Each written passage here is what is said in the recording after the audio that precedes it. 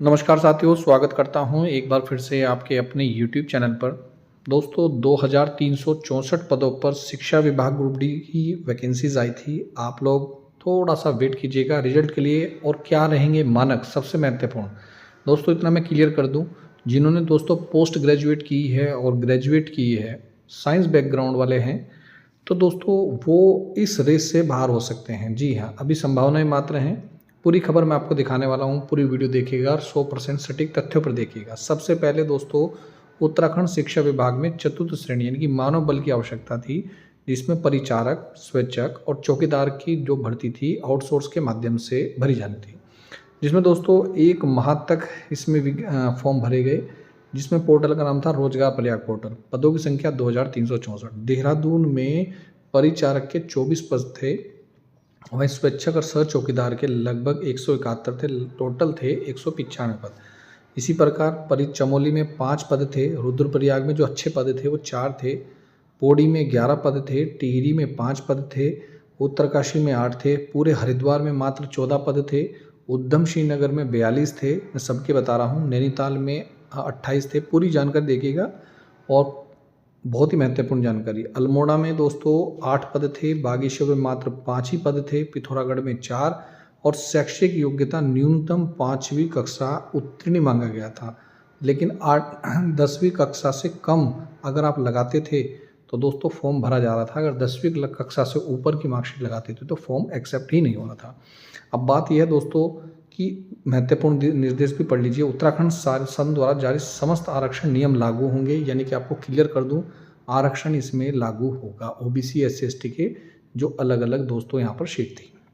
आवेदन से पूर्व पोर्टल पर उपलब्ध सभी दिशा निर्देशों को ध्यानपूर्वक पढ़ें। चयन प्रक्रिया संबंधित विभाग कौन कौन लोग जिम्मेदार होंगे। एक तो संबंधित विभाग होगा, नियोजक के नियम होंगे और शर्तों के अधीन होंगे। यानी कि इसमें जो स्क्रूटनी कर रहा है दोस्तों शिक्षा विभाग ही कर रहा है, न कि जो कंपनी है मास मैनेजमेंट कम्युनिकेशन लिमिटेड, ये नहीं कर रही है, जो हमें जानकारी मिल रही है।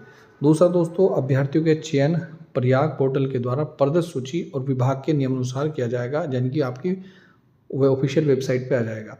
अभ्यर्थी अपने मूल निवास जनपद में आवेदन ही करें, यानी कि अगर आपने अपने मूल निवास जनपद में आवेदन नहीं किया, कहीं और से किया है, तो आपका फॉर्म क्या हो सकता है, रिजेक्ट हो सकता है।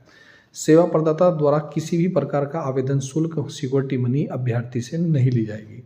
रोजगार प्रयाग पोर्टल से संबंधित किसी भी तकनीक के लिए यहाँ पर आपको नंबर भी दिए गए थे, अधिकृत प्रतिनिधि हैं, इन पर दोस्तों हमने कॉल की और हमने जानकारी ली कि भाई साहब ये अब तक रिजल्ट नहीं आया और रिजल्ट के क्या मानक रहेंगे।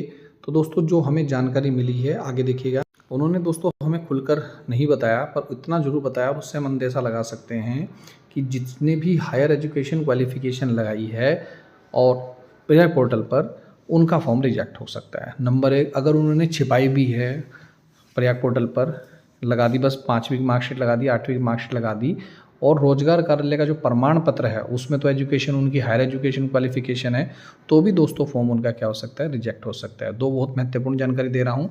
तीसरा दोस्तों, रिजल्ट देखिएगा दोस्तों, पूरी यहाँ पर देखिए। सबसे पहले आज ही की खबर है, उत्तराखंड शिक्षा विभाग में 2304 श्रेणी पदों पर भर्ती, मंत्री जी का सख्त निर्देश है।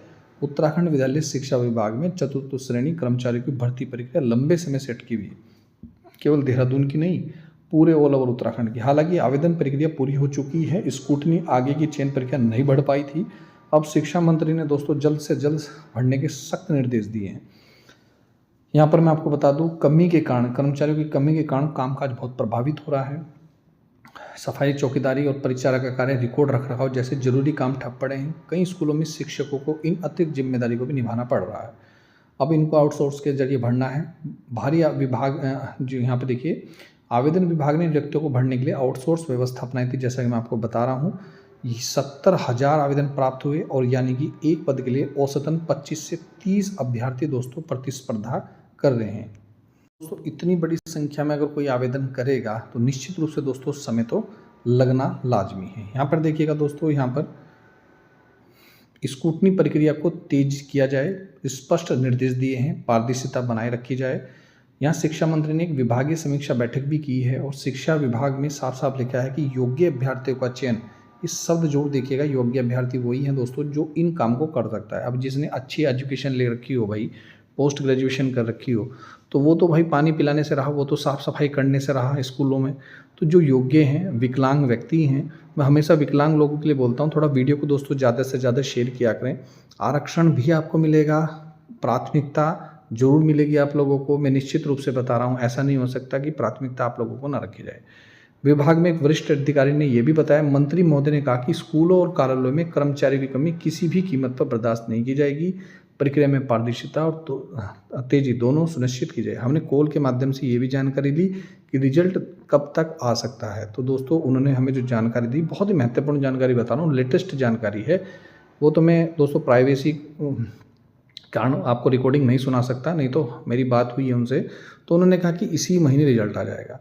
हमने कहा कि 5 दिन में आ जाएगा, 10 दिन में आ जाएगा, थोड़ा एक डेट भी बता दीजिए। तो उन्होंने हमें डेट नहीं बताई, कोई निश्चित डेट नहीं बताई, लेकिन उन्होंने हमें ये ज़रूर कहा कि इस महीने के एंड तक, यानी कि 25 से 31 मई तक इस बीच दोस्तों रिजल्ट आना चाहिए और आ सकता है। नहीं तो जून के प्रथम सप्ताह में 100% आपका रिजल्ट आ जाएगा। वैसे तो मुझे पूरी उम्मीद है कि इसी महीने रिजल्ट आपका आ जाएगा। और सबसे बड़ी माथापच्ची दोस्तों इसमें क्या है कि चपरासी पद के लिए एक ही पद पर 30 आवेदन ना रखे हैं, वर्षों से खाली पड़े पद हैं। इसमें जो MBA पास स्टूडेंट हैं उन लोगों ने भी दोस्तों इसमें फॉर्म भरा हुआ है। अब हायर एजुकेशन प्राप्त होने के बाद भी अगर आप चपरासी का फॉर्म भरोगे तो उन लोगों का दोस्तों कहीं ना कहीं हक मारा जाएगा जो वास्तविकता में इसके लायक हैं और नौकरी करना चाहते हैं। तो निश्चित रूप से दोस्तों इस भर्ती में अगर सही में देखें, यहाँ पर लिखा हुआ भी, मैं ऐसे हवा में बात नहीं कर रहा हूँ, स्कूलों में चतुर्थ श्रेणी के 2364 आउटसोर्स पदों के लिए 70,000 आवेदन और MBA पास युवा भी दोस्तों क्या है लाइन में है। तो इसका मतलब स्क्रूटनी चल रही है और विभाग को ये कहीं ना कहीं ज्ञात हो चुका है कि इसमें हायर एजुकेशन क्वालिफिकेशन वालों ने भी फॉर्म भरा है।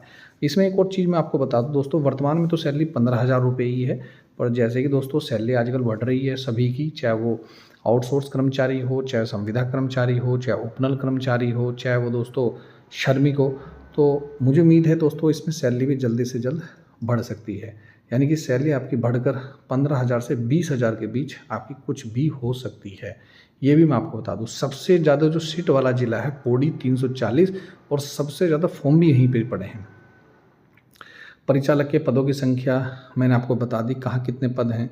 योग्यता 5वीं पास है, तो जिस भी भाई ने लगभग 10th किया है और 10th क्लास पे रोजगार कार्यालय में प्रमाण पत्र बनाया है और 10th क्लास पे दोस्तों 10th क्लास से कम पर यहाँ पर इन्होंने फॉर्म भरा है, और तो निश्चित रूप से उसका सिलेक्शन होगा। और यदि उसने एक्सपीरियंस सर्टिफिकेट भी लगाया, पहले वो काम करता था सफाई का ग्रुप D वाला, तो भाई साहब निश्चित रूप से सिलेक्शन होगा।